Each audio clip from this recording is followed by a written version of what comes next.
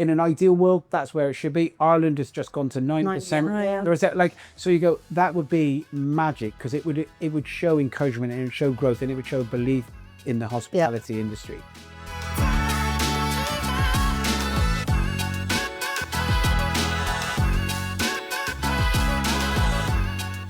Mr. Tom Kerridge, thank you so much for joining us on this episode of Serve with Purpose here at the Chalk. Absolutely stunning venue. Thank you. Thank you, mate. Thanks for having us on. Yeah, we're sat here in Chelsea, downstairs in the Chalk. Been here, well, it's its second reincarnation of what it was. It started off as one business and it's moved into another. So it started off as something called the Butcher's Tap and Grill, which is something that we have in Marlow. Didn't work, evolved, tried to adapt, tried to make it, brought in Tomo's, the head chef of the Hand and Flowers at that point, to come over and take over this space and try and make things work. Like everything in hospitality, is about evolving and trying to adapt to the circumstance. So welcome. Thank you. And we've already had the potato that you have upstairs. Chelsea's fun. Oh, so good. It's like the sort of tear and share, but just really elevated. Or don't share and don't have one share. each, as it might be. Yeah, But exactly. so That's so the best good. way. Yeah, sharing. Yeah, no, when it comes to potatoes. But honestly, we're very delighted to be here. And I think, obviously, you, over the years, you've become this incredible household name. And I feel like your career has spanned so many different iterations. But what I'd love to, and I'm sure everybody listening would love to kind of understand, you know, before you were Tom Kerridge, really, who were you sort of kind of growing up? And did you always have this interest in, you know, bringing people together? Because I know that's one of your primary beliefs, but I'd love to kind of understand, you know, who were you in the very beginning before everything erupted for you? Well, I don't know. I kind of look back at it now. It's weird to be in this position. So I'm 53 in a week or so, and you look back at it and you go, "How have you ended up at this point?" And they are just combination. I'm still like pretty much the same person as I was when I was younger. Like I pretty much said yes to doing everything. Not scared of having a go. I really like people and just being around stuff, and was never shy of a work ethic. So it was always but I've always been lucky, I think, because when you work hard or you're in an industry, in a space that you love doing, it doesn't really feel like hard work. But I look back at it and then of how I grew up and where I was. So I grew up as it was a single parent family on an estate in Gloucester. So it was my mum and then myself and my brother. And I think that sense of hospitality and hard work came from my mum. She had two jobs. She worked for the council during the day as a secretary, and then she had a job washing up at a pub in the evening. And I would cook tea for my brother, but that wasn't the love of food. That was just like a kind of necessity thing. But I quite enjoyed the process of it and the end result of it, but it wasn't necessarily the thing that it didn't make me go, oh, I'm going to be a chef.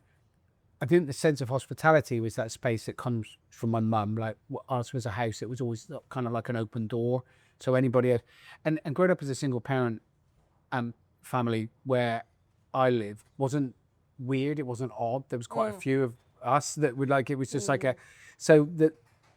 my mum would open the door and lots of people, different kids would turn up, and it would be an open space. So it always felt like having people around and saying hello to people, being hospitable, having something for lunch or tea, or just like having something for people there when they come in, was always like, it was just felt like it was a natural space to do. So when I ended up in the world of hospitality, it didn't feel like far removed from how I grew up. Interesting. And I can look back at it now and go, oh, that kind of makes sense.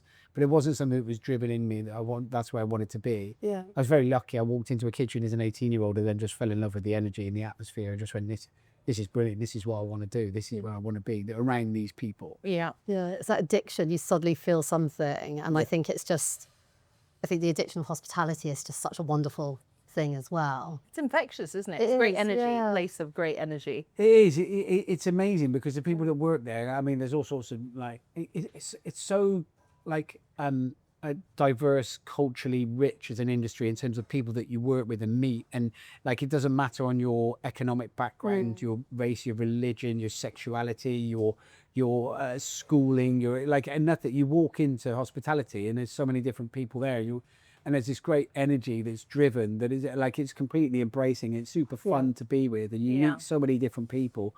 But particularly if you're working like in London or the southeast, where there was particularly in the early 90s, there's like huge global influence, like kitchen porters or people that were traveling from Australia and New Zealand or North Africa, and so there was so many different things. It was eye-opening to, if you come from like an estate in Gloucester, to all of a sudden you're meeting so many exciting different people. Yeah. Such an amazing industry. And then you're working hard and you're working late and you have early mornings. You're all in this kind of team together. It's such a brilliant thing to be a part of. So, I mean, that's obviously the growth, the team, the way you lead your team is critical, obviously, to the success. But so the Hand and Flowers was the first restaurant, and that was, what a moment to build that. Now we've come and you've multiple sites. The team has grown such a lot. Can you share with us some of the highs and lows of that journey, you know, the risk taking and how it's felt for you to grow from one restaurant to multiple? Well, myself and my wife, Beth opened Hand and Flowers in 2005. I was like 31 years old, and it was like it was quite a young age to take on a business, but we didn't have any. There was no backers. There was no, like, we kind of lied to the bank. We maxed out on credit cards. We took on the tenancy of a space so when you take on a tenancy of it, it's a pub company owned. It's Green King owned the building. We now had the lease, but it wasn't a leasehold beforehand. It was a tenancy. So you had to buy all the fixtures and fittings and everything that goes into it. You have to make it work whilst working alongside Green King, buying everything from them, showing them your books. And if you can make a profit out of it, then that's yours. So it wasn't a managed space. Right. You didn't have the lease either. So we had to raise, I think it was around about 70, 80, maybe 100 grand to get in and buy everything that was in it. And we did it by remortgaging a small little place that we had, like lying to them that we were going to build an extension and do it like it was a whole kind of that's a huge amount of risk as a 31-year-old. I'm like, it weighs massive. Now, like, if you're setting up a space, it costs like hundreds of thousands of pounds. But at that point, it was like it felt like everything. And every day is a massive risk. Everything is a huge risk. We back ourselves. We go for it. There's no other investors in anything, so you just go, well, let's just keep going for it and see what happens. But those risk moments are huge. But we took on the space. The kitchen was a tiny little space, the first one at the Hand of Flowers, and we refurbed it. We put everything in it. We bought everything secondhand from an auction. Yeah. And you know, I tiled the wall myself and put the shelves up that fell down and all of that sort of stuff. Like that normal kind of like, we're opening a business and getting on with it. And we're quite lucky that within the first 10 months we'd won a Michelin star, and it was part of a community. Marlow is amazing where it is. It's a beautiful town that's on the river. Just outside West London, where it's built on schools and sports and local businesses, and it's hugely kind of encouraging and embracing of boutique shops or independent spaces. So it's a great place to open a business if you're a young kind of like entrepreneurial minded, and you do it, and you're doing all right at it. They will support it. So location was also real key to success of it. Yeah, amazing. Just incredible. I would like to ask you, because I remember reading an article about specifically the Hand and Flowers, that there isn't a dress code, and you have built a brand that is synonymous with warmth and generosity and excellence, especially from a culinary and service point of view. But it comes without the stuffiness and the formality of needing to wear a jacket, or you know, you can literally pitch up in trainers and shorts and sit down to a 2-star meal, which for me is just epic. Or it's watching the football, in one of the... I think it's amazing that you have maintained your commitment to excellence while being inclusive and welcoming of everyone. Is that always what you wanted to achieve? Absolutely, 100%. It was at that point of going, why does what you wear... why should that affect the quality of produce that you're going to eat? I don't understand it. Like I sometimes find it quite hard, that juxtaposition between super fine dining posh restaurants that I was working in and thoroughly enjoyed the craft and the skill set that you learn as a chef from being in those places, like the absolute techniques that you pick up.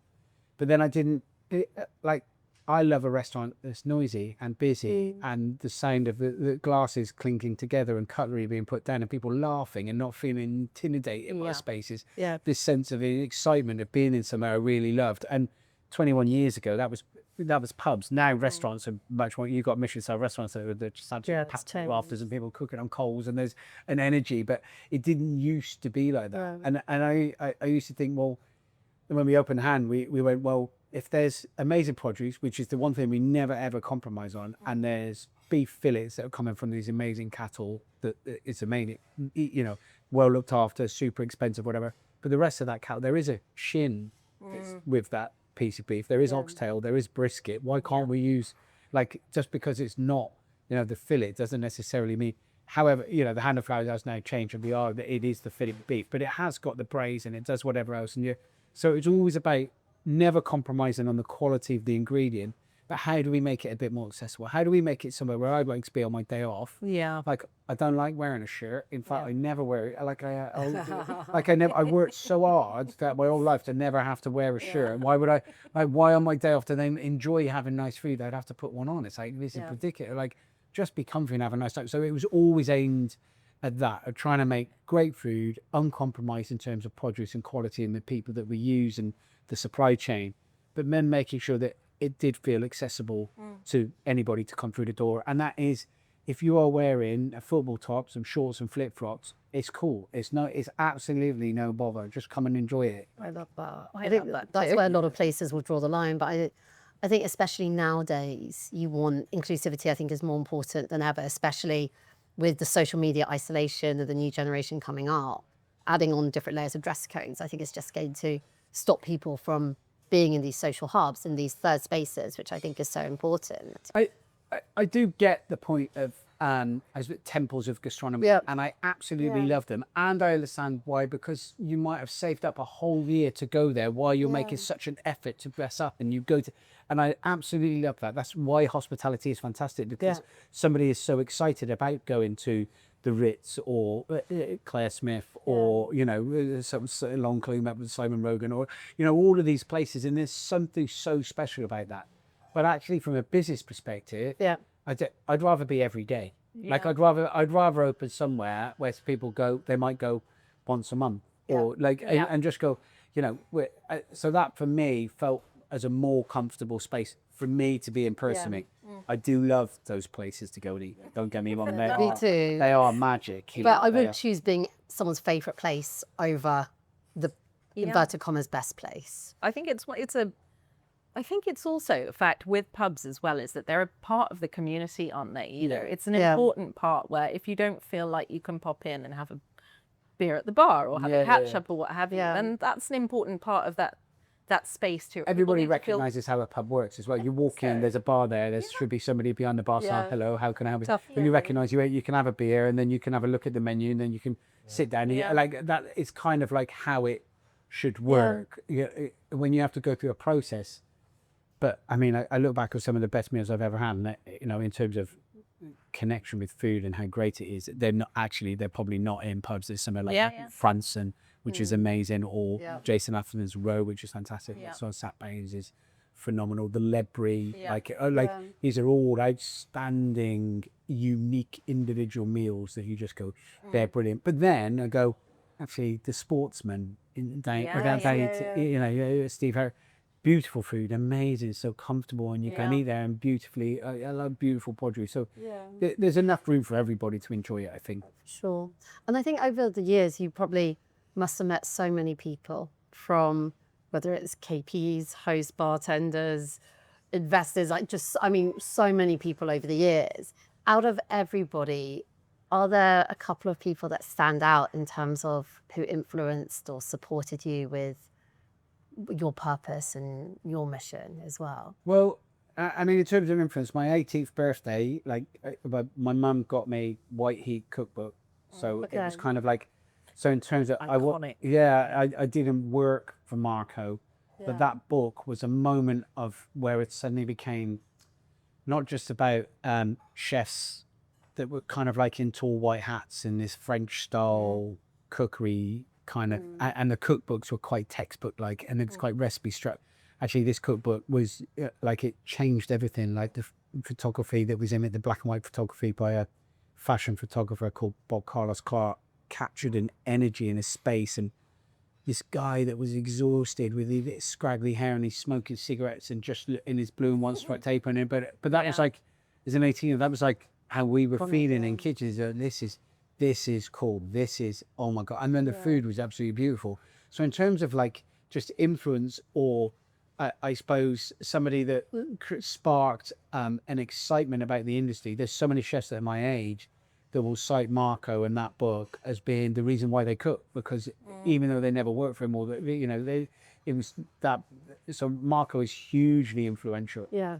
And then there's a chef that I worked with for about probably 3.5, 4 years, a guy called John Bentham, who was head chef for Stephen Bull. Stephen Bull was one of the first British chefs to win a Michelin-star.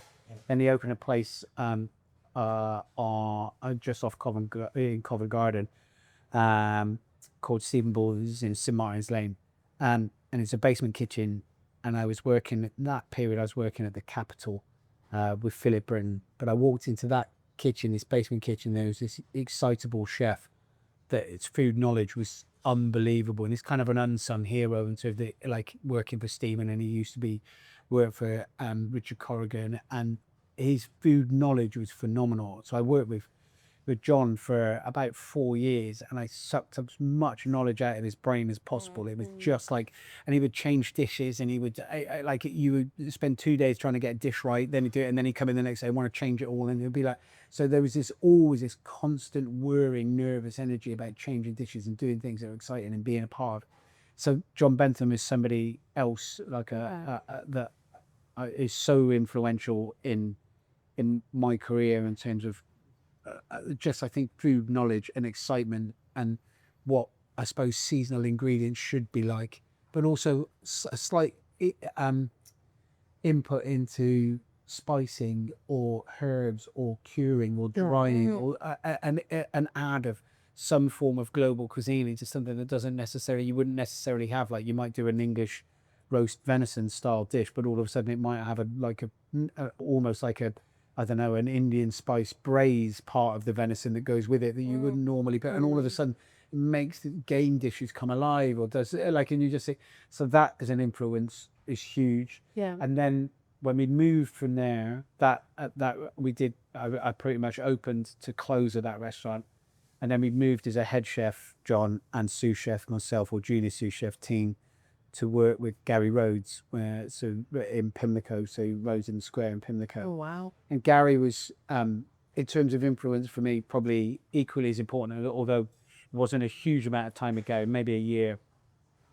But that ability to remove things from a plate as opposed to adding things on is something that I learned from Gary very, very much, of going, actually, there's 3 ingredients that are perfect. We don't need to do anything else. Yeah. You just go, that simplicity, and about celebrating British produce, British dishes, and about it being, putting that great food being globally recognized, and also his ability to communicate, be on television, guests enjoy being in his presence, all of those sort of things, being able to create an understanding of a brand that he built and all of those sort of things. So I look at Gary as well as being hugely influential. Yeah. Do you find, just for me, a quick question, do you think that you need to be almost obsessed with something for it to be excellent? For it to be excellent? Yeah. I think you need to have some form of obsessive passion about something to drive it, because there's loads of people can be good at a job, and there's loads of people that can be, but they do it as a job. And if you listen, I'm not condoning working harder than you need to, however, if you want to get to the top of anything, doing a 40-hour week and just taking your money and disappearing, it's great. That's great for finding a work-life balance, and and you will exist, and you will exist right in the middle of everything, like everybody else in the middle of something. You want to excel at anything. You want to be really good at anything, whether it's podcasting, whether it's cooking, whether it's being a sportsman, whether it's being a journalist, no matter what it is, you have to commit, and you have to sacrifice, and you have to give. Like, there is no way that, like, there's the World Cup that people are playing football in. Those footballers, they commit and they sacrifice so much to get to that point. They don't just turn up and play football. Like it's like anybody. Like there is so much to get to being to a top level of anything, and then to do that, you have to love it, because if you're sacrificing everything else or so much of other bits to commit so much to something else, you wouldn't do it unless you enjoyed it, unless you loved it. Like you just wouldn't do it. So then thinking about this, and you across your businesses, and you've got some phenomenal leaders in the kitchen, you know, Sarah and Tom, and I'd love to know how your leadership has evolved over the years, and you seem to create these environments where people genuinely really want to stay and to be a part of the journey, and grow with you.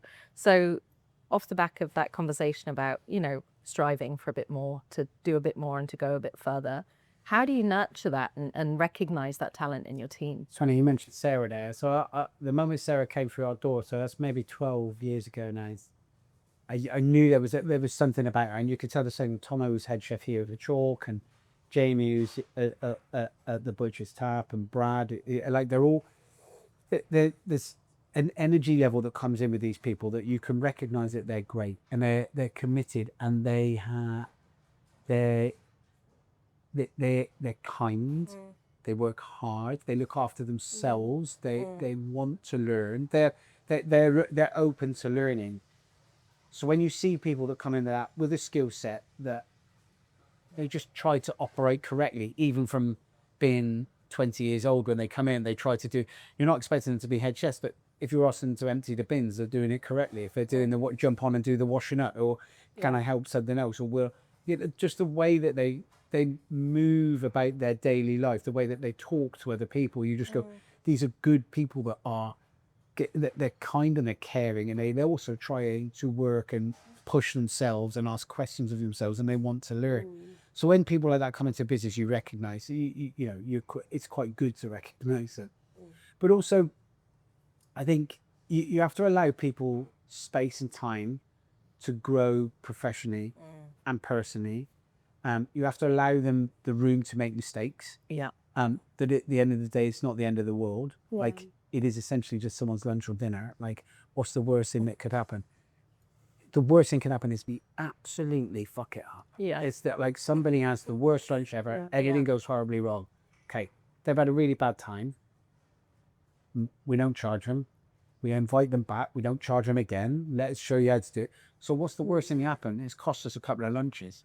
But from that, somebody is grown in your kitchen. Somebody that you commit time and effort and care to, and they feel that they learn they made a mistake. It's bad, but you don't absolutely destroy them for it. You allow it. They can learn from it. They're clever individuals. They know when people have got it wrong, they try to make it right. And then I think you have to act in a way that you lead with leadership qualities, that you show that you're committed, you work hard, you work harder than everybody else. It's your business. You do everything you can to ensure that, like, you inspire through leadership qualities that are about working hard, committing, giving people opportunities, being kind, trying to work out. And by being kind, that doesn't mean soft. That can mean absolutely giving someone and a proper telling off. It can mean firing people, because actually we've got rid of people because they bring the rest of the team down.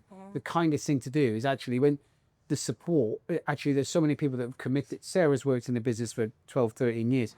And if somebody is letting her down constantly, you go, I think we don't need to keep this person in the business because it's making everything else, all the hard work that everyone else has put in, they need to move on. Now, kindness is about thinking of the whole team as a collective force. And we have front of house. Lourdes, who's our general manager, has been with us for 19 years. Katie's restaurant manager is 17 and a half, nearly 18 years. There's so many people that have been with us for such a long time, because they all grow together as a team, and they're all amazing across all the businesses, and they're all, I got to say that they're all friends. They're not.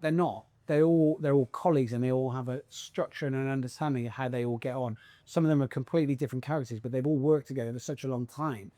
So they're in it. They're a team. There's a collective team effort that works really, really nicely. So allowing them to grow as human beings is probably the biggest thing. This is so important. It really is. But you can see that when even just walking in here, the team are on it. You can see they're looking around and that welcome as well. And I think it just makes such a difference. Yeah, I mean, hospitality is the fundamental basics of it are really easy. Yeah. So make people feel welcome when they come through the door. and try and get everything else right from there. Look after the beer, make them nice coffee, pour the wine nicely, take an order, engage, be encouraging, know the menu. So if somebody asks you a question, you can tell them. It's all about knowledge. And then buy nice produce. We know that if you buy good produce, most of the work's already done for you. All you've got to do is cook it. If we've got great quality ingredients, just look after it. The work's being done by the farmers and the producers. They've looked after everything for months and months and months. You've got like 12 minutes to cook something. Do you know what I mean? It's like the end, you're doing the last little easy bit. Like all the work is done. So the fundamental basics of hospitality are simple.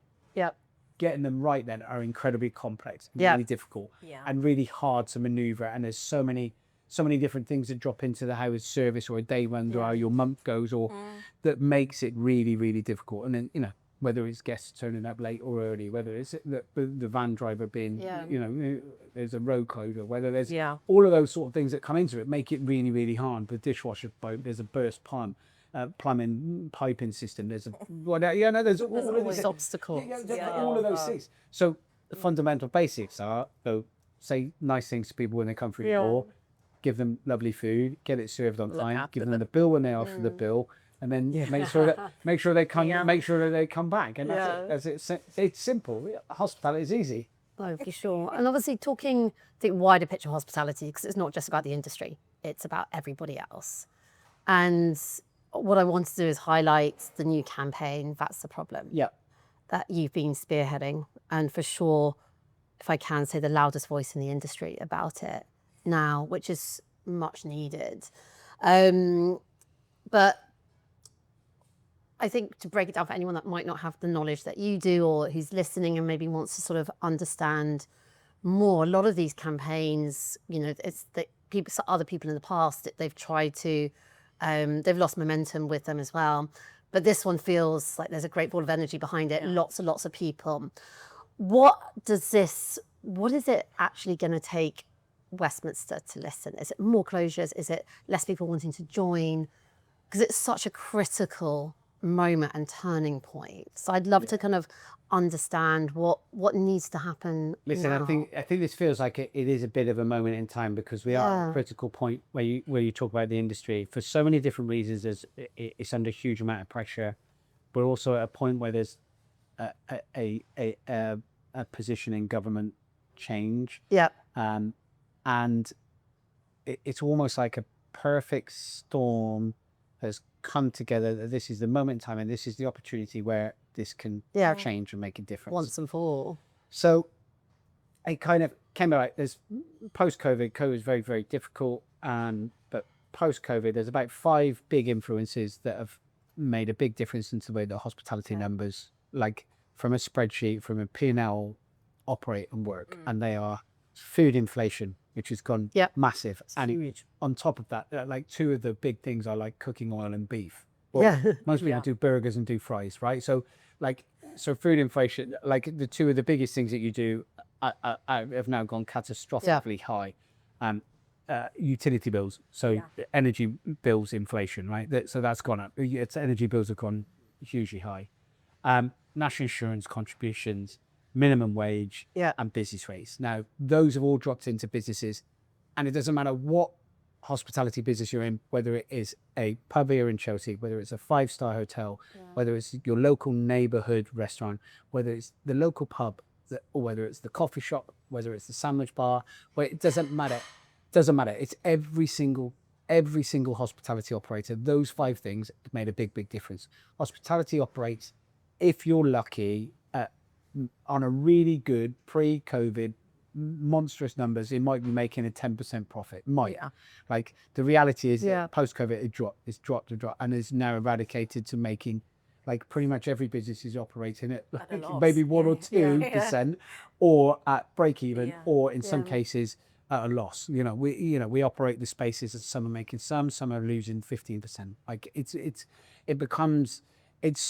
that's us as an operators have been doing it 21 years, and kind of I would hope that we know what we're doing, and we get to that point and you go, those numbers don't work. At the same point, I've been asked to do lots of different conversational pieces on whether it's Sky News, whether it's Newsnight, whether it's Question Time, and I also have been at a point of pushing pre-election as a Labour Party supporter, somebody who has wanted the Labour Party to be in charge and help run the country from a viewpoint of all my background of where I'm from. I believe in a workforce. I believe in a transportation system, a healthcare system, an education system that should be accessible and equal and open to everybody. Like it should, you should have opportunity. And I believe that party fundamentally has that at its heart. So when you've been voicing an opinion about trying to drive that, when the narrative comes where they're getting it wrong, where they're not listening to an industry, that then behind the scenes, my conversations with front bench politicians that are now that were in shadow cabinet, that are now cabinet, and going, you have this wrong. This is bad. And they are going, yes, we know. Yes, it's hospitality. Yes, it's VAT. Yes, all of those things. The issue is moving from business and trade and culture, trying to encourage them or back their arguments up to then speak to Treasury. So it's conversations, it's the industry in a bad space, me being able to have the conversations with industry, with industry and with the politicians. And then being able to build all the trade bodies that I sat them down in a private dining room in one of our spaces. So UK hospitality, big breweries, the BII, the BBMA, that all of those kind of they don't normally talk to each other because they all want different things, and they're all in it together. But some are asking for business rates, some are asking for beer duty to be looked at, some are asking for loads of different things. Actually, none of them are. And sit them down and go, and actually, the one thing that helps every single part, all of those things are an issue, right? But the one thing that helps every single one, everybody in hospitality, is a reduction in VAT. The same as across Europe, where everywhere else in Europe sits anywhere between 8 and 12%. We sat at 20%, and it doesn't work for hospitality. The numbers don't work.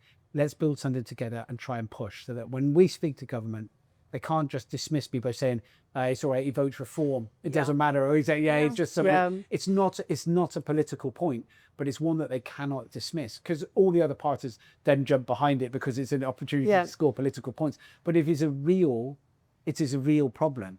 So it feels like there is an opportunity, a turning point. Andy Burnham previously has said that at least something, that hospitality VAT reduction is something that needs to be done. Manchester is one of the most progressive, exciting, brilliant cities in the UK that's been built around hospitality and nightlife and the culture.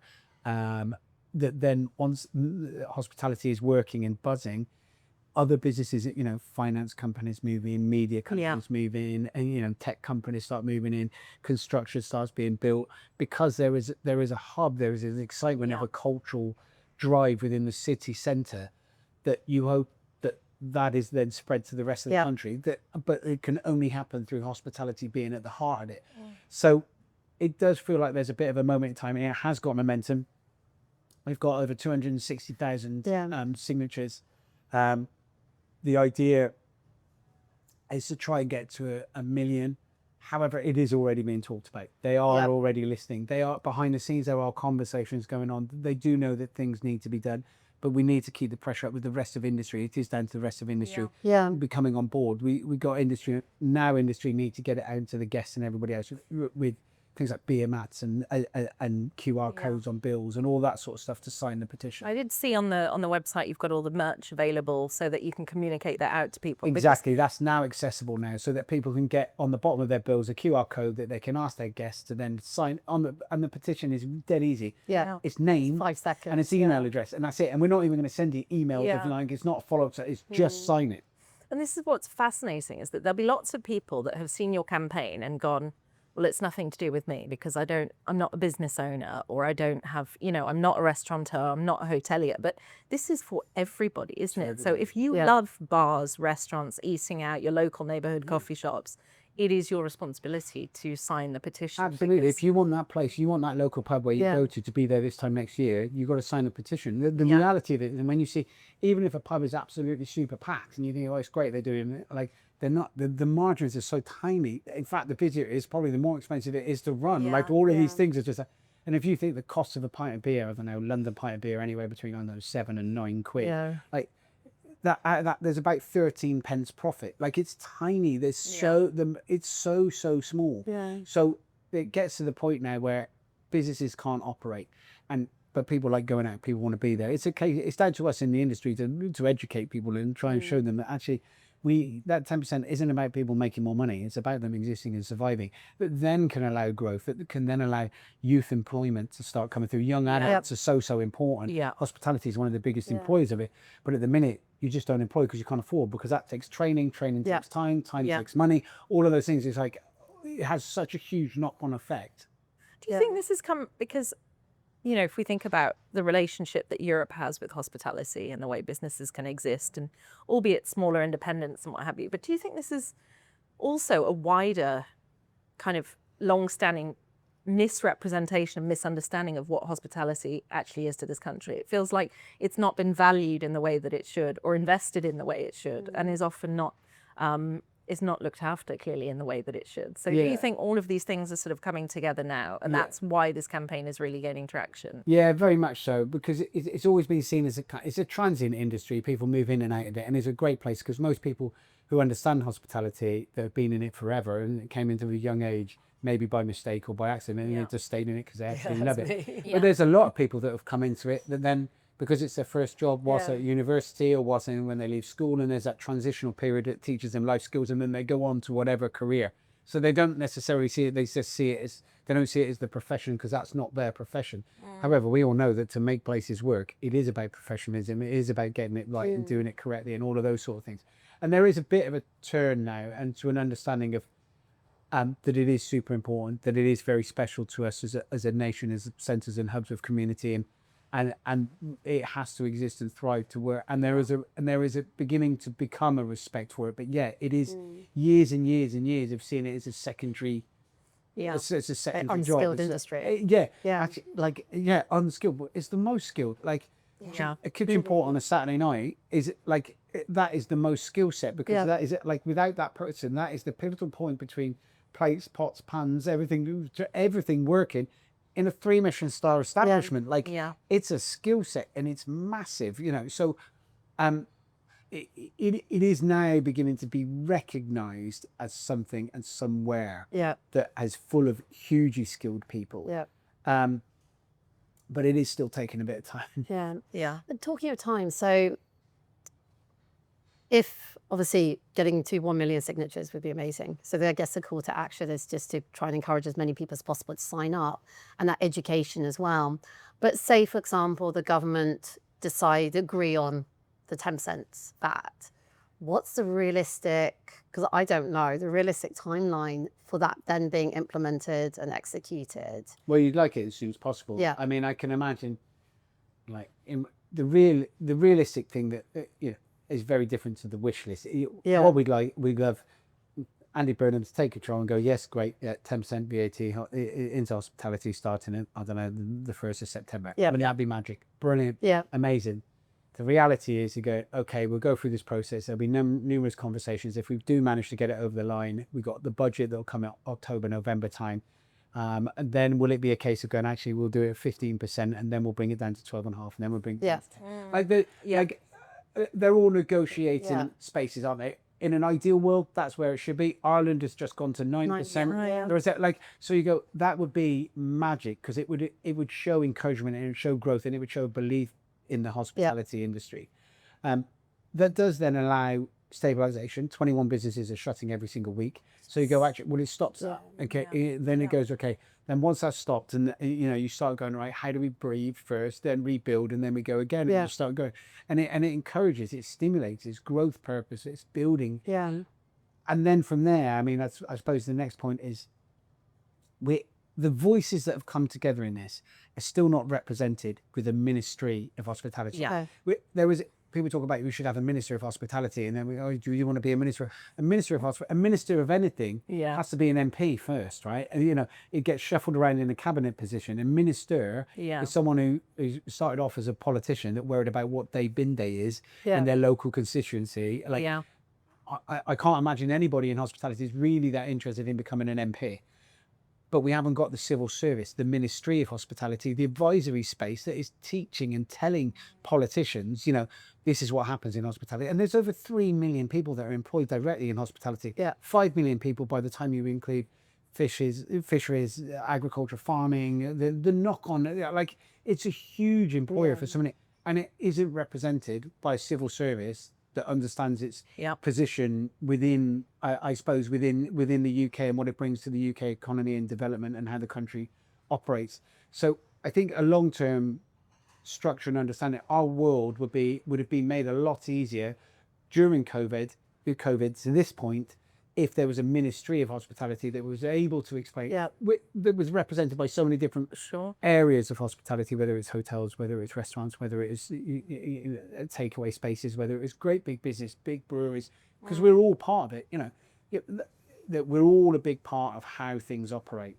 And we all use it. Everybody uses hospitality every day, you know, whether it's grabbing a coffee, whether it's going for a pint in the Wetherspoons after work, whether it's doing, like, all it is all of us, and it's not represented in the right way. So I imagine that's where we should be aiming for as a long-term goal as an industry, is actually being represented in the correct manner, with some offices in Whitehall that is the Ministry of Hospitality, that is run by people from the civil service that understand the industry. Agreed. So if you think 10 years ahead, so what are we, 2026, 2036?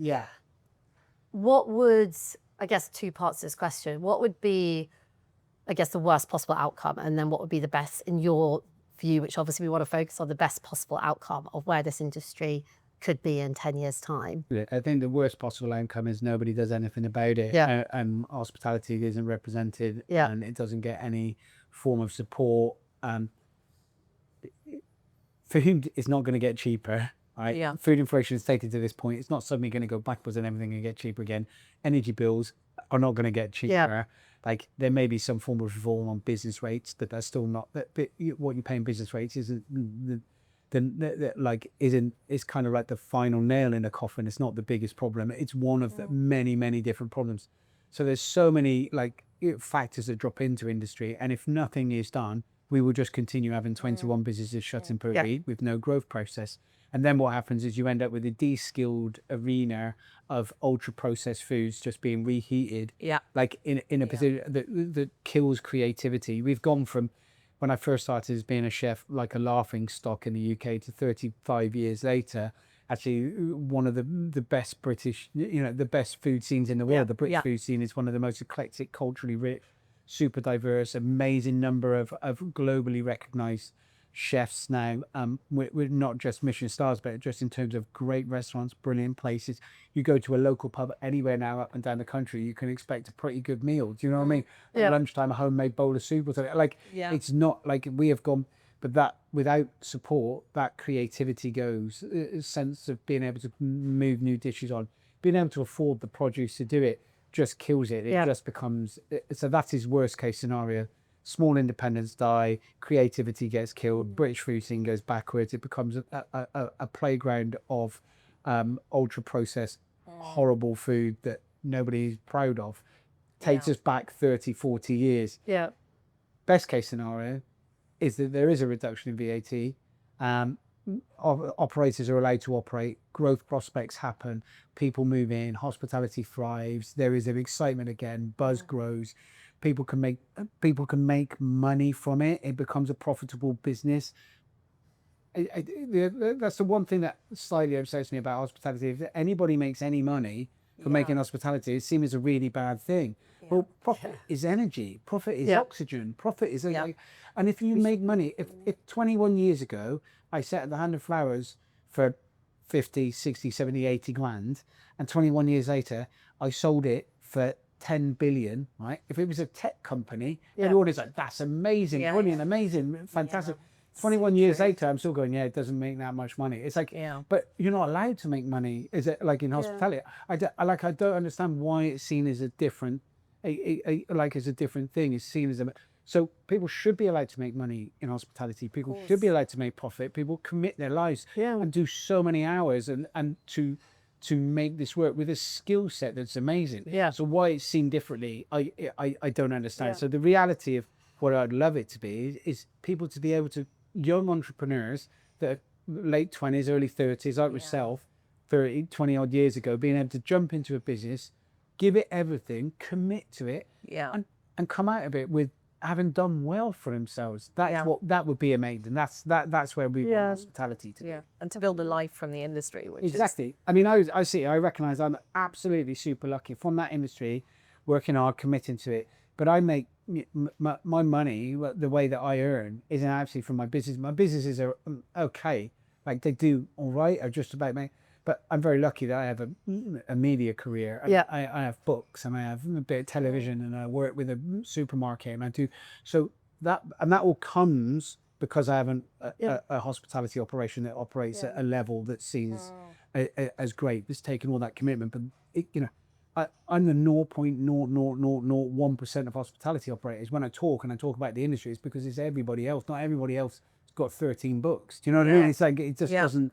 The reality of it is very, very different in the hospitality world to me sitting here and talking. Yeah, but it is possible, and I think that's what people have to remember. Yeah, I think when you commit to an establishment, and I remember like when I first started as a host, I knew that this would lead me somewhere bigger. I knew from the beginning, but I also knew, and I remember my boss, my mentor, he said to me, he was just like, you have to give he was like, if you give 100% every day, you'll get 150 back. And it just stayed with me forever. Yeah. And I think that's what I was asking. And it's not instant, it's a big honestly, it took me, and I'm sure the same with both of you. And then suddenly things fall into place, but it is that sort of commitment. And I think and I think your commitment to hospitality with this campaign, and not everybody would do that. Not everybody would put themselves out there. And I think it's so incredible and so needed. And I'm excited to sort of see what happens next and how we can get to that, whether it's that 1 million signatures, that change as well, and the change of government. I think, To be honest, I don't care how many signatures are on it as long as it gets done. It doesn't matter. The idea of it was to create as much noise as possible. Because there's also the government petition that you've got to do. The aim is it to have a conversation in the House of Commons and and you go, but actually, if you ever try to do a government petition put together, it's like the most dull, uninteresting. It's like trying to pay your council tax, or it's like there is no engagement in it. So we went with no, we're not going to do that. We're just going to make noise. We're going to make noise. We're going to make them listen. We're going to make noise, so that they have to talk about it. They've got no choice. Otherwise, because people won't sign it. If you ask them to do the singing, they feel like this great big the people won't. It's like, oh my god, it's so dull trying to get anything done. It's like no, we're going to create noise, and we're going to create energy, and we're going to talk about it, and we're not going to stop talking about it until they do something about it. I love that. I love that so much. So I think that brings us perfectly to my last question, which is, what does serve with purpose mean to you in your business? Yeah, I think, and again, I come back to what we said at the beginning, and serve with purpose, it is about it being just doing hospitality correctly, serving with and the purpose is really essentially someone going away happy. And that it really is that simple. How do you make that person happy? And listen, we all know that we're in hospitality. There's some people that turn up and they never want to be happy. Their guests are going to turn. They've already turned up with a face like a smacked arse, and then they don't want to be impressed by it. They just want to, and they just want to find something to. If you turn up to a restaurant or a pub or a bar and you're looking to have a rubbish time, then you'll find it. But if you turn up going, cool, I'm out, I'm excited, let's go with it. Be kind and nice to the guys that are serving you. Treat them with a load of respect, because they're professionals and they're here to make sure you have a nice time.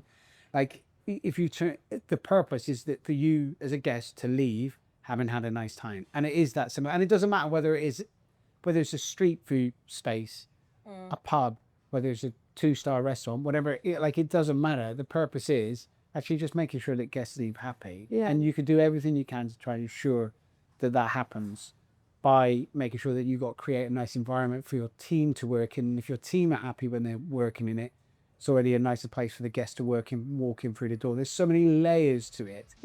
But essentially, serve with purpose means that the purpose is the guest leaves happy. Love that. I love that. Chef Tom Kerridge, thank you so much for joining us on this episode of Serve with Purpose. What a joy this has been. It's been so nice. Thank you so much. I feel like I could ask a million more Thank questions. you. I know. There's so many words though. I probably spoke way too much. Sorry. No, I love it, honestly. It's been really Thank you amazing. so much. Seriously insightful. Thank you so much. Thanks for your time.